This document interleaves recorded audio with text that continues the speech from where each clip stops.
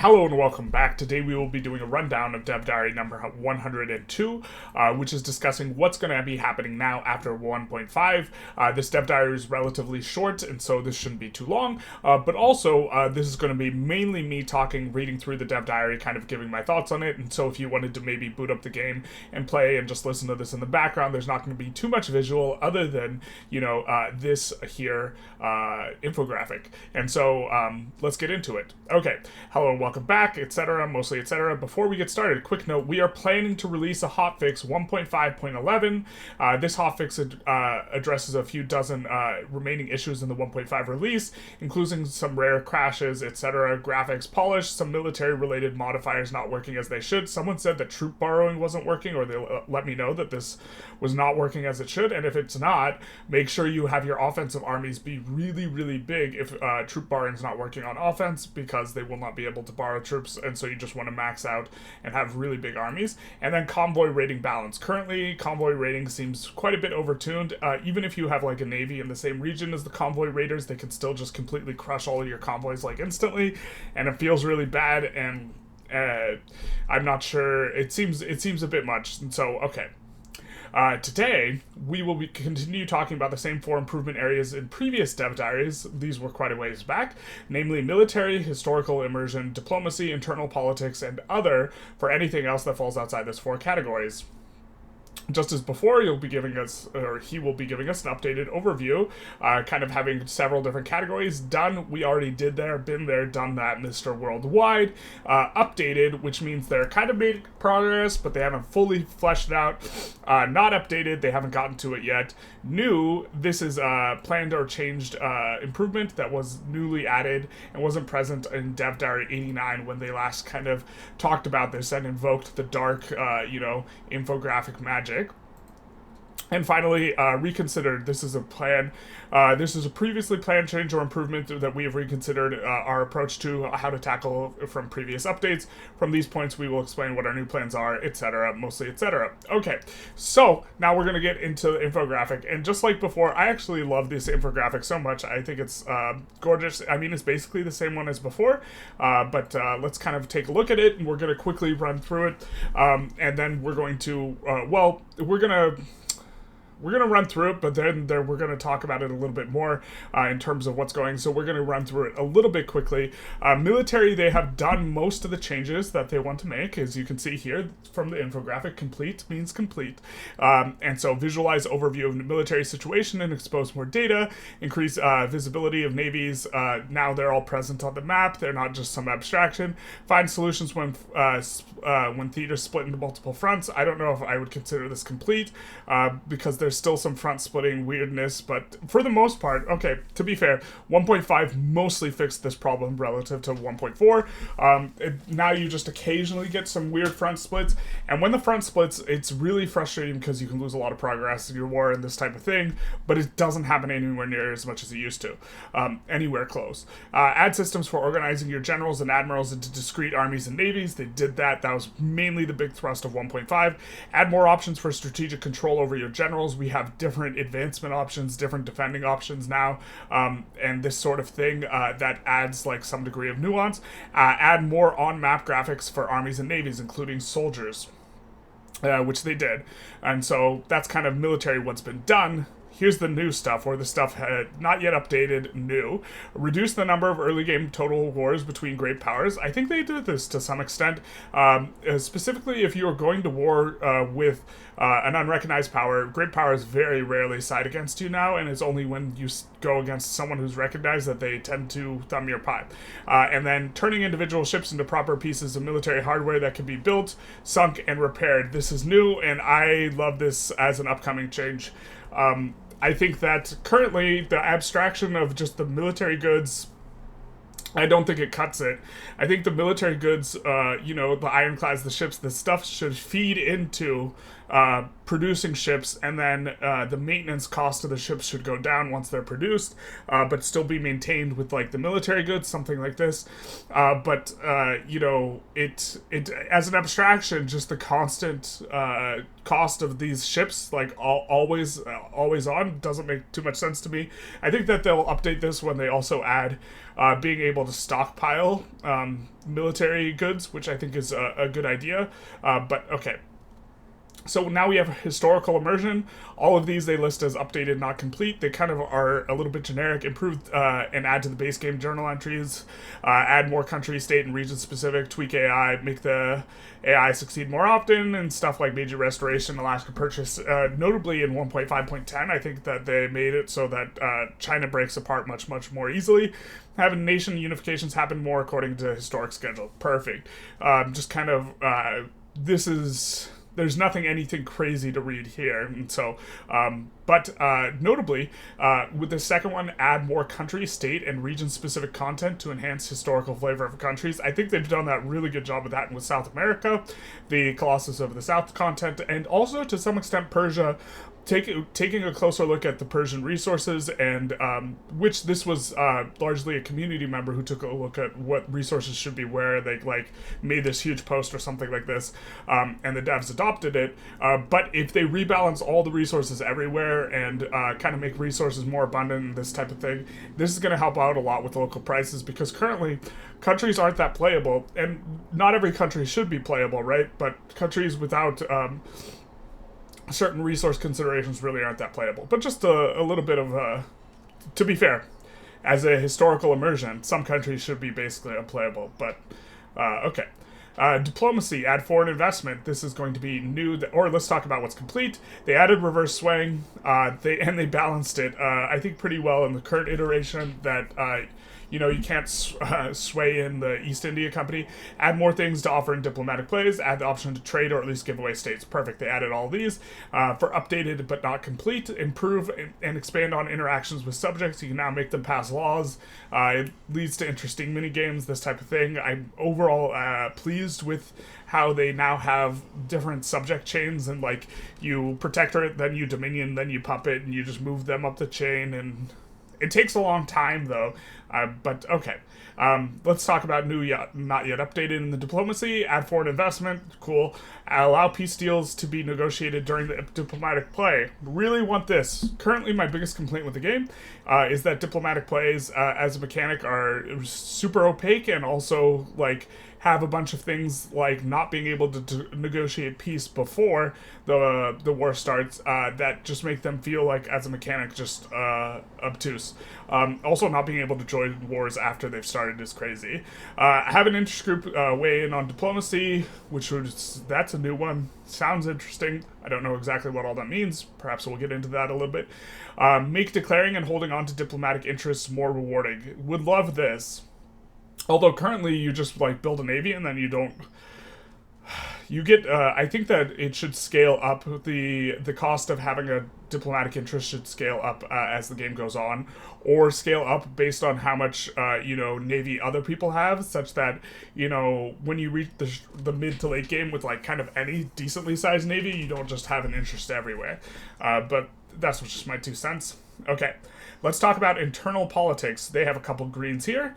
Make conservative autocratic style more interesting and viable, but also more challenging. I don't know if I would call that complete, but I guess we might have different definitions of viable. I think that playing conservative and autocratic is just considerably worse in terms of trying to achieve good outcomes, and I'm uncertain what exactly has changed to make that better. I'm actually at a little bit of a loss, so if someone wants to mention in the comments how it's become easier, I don't quite see it.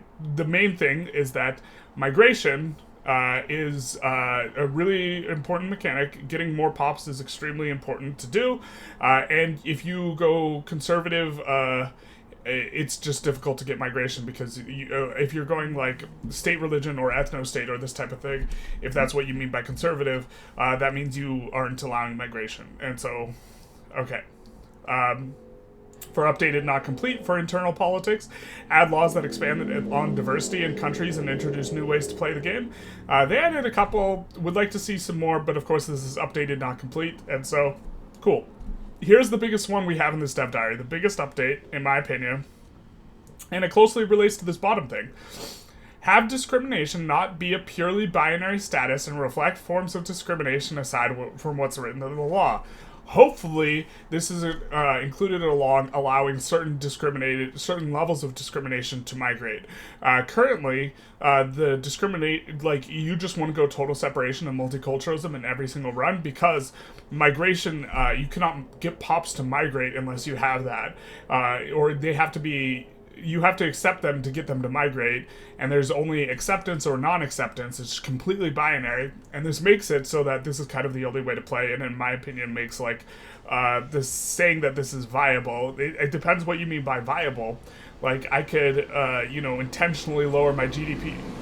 I can intentionally lower my SOL to 5 when playing a country, but that doesn't mean the SOL 5 playstyle is viable, right? And so, yeah, okay.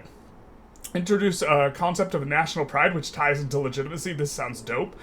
Turn legitimacy into a more interesting mechanic, also tied to this. Okay. And then for the complete, improve alert and current situation widget to provide more useful and actionable information. I think they've done this successfully. It's much better at the top, and also you can customize what type of pop-ups you're getting, this type of thing, although I probably don't do that as much as I should. Increase the overall challenge of the economic core loop between countries in ways that encourage more economic specialization. I don't know if specialization is at all encouraged with the new local prices system, but because I think that it actually forces you to build a non-specialized economy, because, well, right now trade is gimped. I think that they increased the overall challenge in the core economic loop. I agree with that. Between countries in ways that encourage economic specialization, I don't agree with that, because as of right now, trade is really, really bad. And in order to... trade is bad because of local prices, because your trade only affects the market price and not the local price, and so trade has less of an effect on prices as it did previously, both increasing prices in your market in terms of real prices, what our prices are paid, not the market price, and decreasing or increasing the price in other people's market. So in order to specialize, you need to be able to export goods that you are overproducing. And in order for this to be effective, you need to be able to drop the price in other people's markets and raise the price in your market. But unfortunately, because of local prices, it only affects a certain percentage of the price, not the entire price as it did previously, which makes specialization worse. I think it was easier to specialize and push economies of scale before, but that companies add an interesting, like, sort of thing to specialization. But right now, I think that you don't stack a bunch of companies with the same... It's not viable to stack a bunch of companies with the same industry so that you get maximum throughput on that industry and then export that, because exports suck. And so I disagree with this economic specialization thing. I really think that there should be a bonus to MAPI if you have a company or are trading with someone who has a company, such that it enables trade, or there should be something that makes trade better when you are using a company. Okay, let's move on. And then updated/new, improve companies by turning them into actual actors in your country that can own and expand building and interact with characters' politics. This sounds super dope. As an abstraction, I don't know what this actually looks like, though. I don't know how they're going to implement it. Deal with the fiddly nature of trade systems in large economies, possibly by autonomous trade. I would love... So, generally speaking, I would love to have, preset trade heuristics for automated trade, and then trade just automatically does what my heuristics are for different phases of the game. Like you want to import agrarian goods more aggressively in the early game, and then in the mid game you stop caring about it as much, and then the late game you can you might even want to be exporting some agrarian goods, like as an example. But just being able to say, hey, I want to import all of these and export all of these, and just let the thing auto do it for me, that would be spectacular.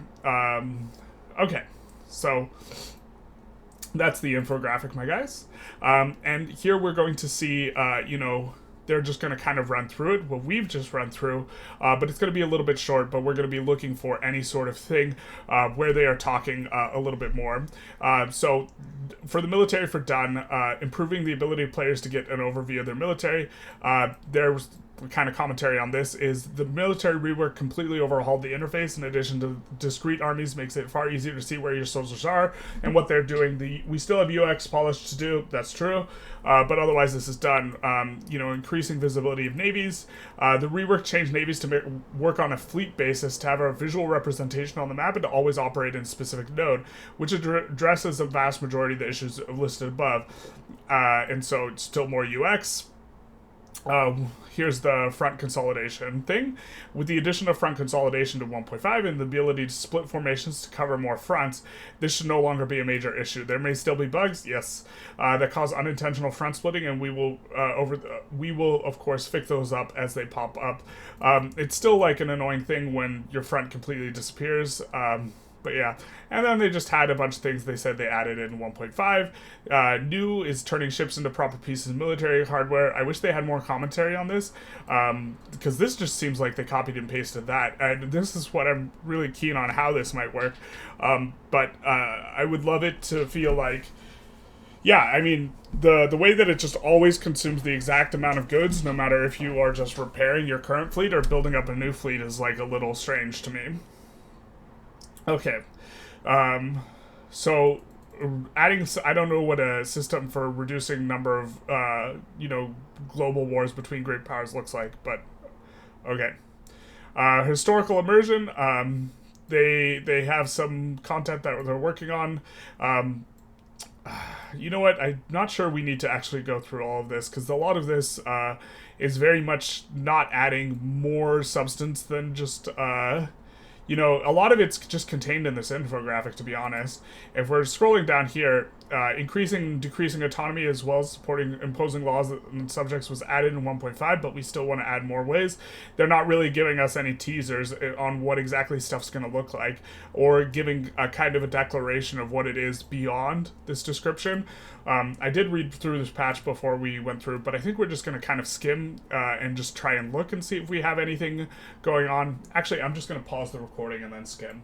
Okay, so the one I did want to kind of read what they had said, because it adds a little bit more, is this talking about increasing the overall challenge in the economic core loop, as well as making clear, as well as creating more clear mechanical differences between different countries and their starting positions, and ways to encourage more economic specialization.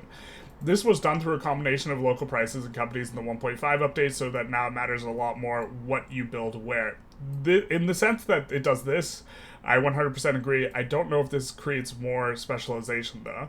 I mean, I guess it makes states specialize to some extent, because you're going to be able to build, like, in, like, Punjab, you'll be able to build clothing, like, the entire clothing chain a lot better, and in that sense, the specialization's occurring. But as a nation, with trade being severely impacted, it makes trade worse, and so as a macro, like, nation, specialization's not very effective, but on a state-by-state level, it's more effective. So I guess that's, like, some way to interpret this. I still think they need to add some sort of trade bonus, or deal with trade in some way that it makes it so that it's not as disaffected by the MAPI, or low MAPI, rather. That's market access price impact. Okay, so when can you expect all this? As usual, I'm not able to make specific promises. What a Chad. Can't make the specific promises. People get really mad, and this is why we can't have nice stuff. People get mad if you kind of try and give your best estimate, because they're like, oh, it's not what it was, and then this is why they can't give best estimates. But what we've planned is the next standalone free update. The 1.6 will be primarily focused on polishing the game. Haven't they been polishing the game the whole time? Okay. Bug fixing, AI improvements, performance improvements, and so on. So that so for that one, you should mainly expect points that are about improving existing systems to be done, rather than ones that are about adding brand new systems and major features. In particular, historical immersion has several ongoing points like this, and you should see some progress on that front. I'll end this dev diary. Wait, wasn't one sec? Is 1.7 going to be Spheres of Influence? I thought 1.6 was going to be Spheres of Influence. So there's going to be a standalone free update between now and 1.7? I mean, it says standalone. Okay. Well, that's news to me. So apparently, there's going to be a big free update. They're just going to be polishing, and they're going to be working on historical systems mainly, and then we'll get 1.7 in the spring. I'll end this dev diary with one bit of final repeating myself. I'll end this dev diary with one final bit of repeating myself. I'll end this dev diary with one final bit of repeating myself by reminding you yet again that this list only covers changes and additions that will be part of free updates. So it's not talking about all the goodies that we're going to get in Spheres of Influence.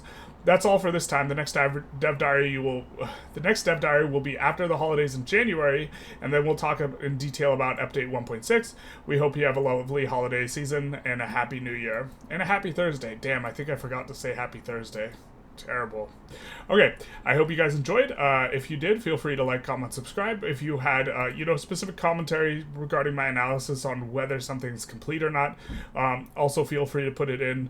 I know I kind of talked quite a bit about this specialization thing. I think it's just the word that I don't like. I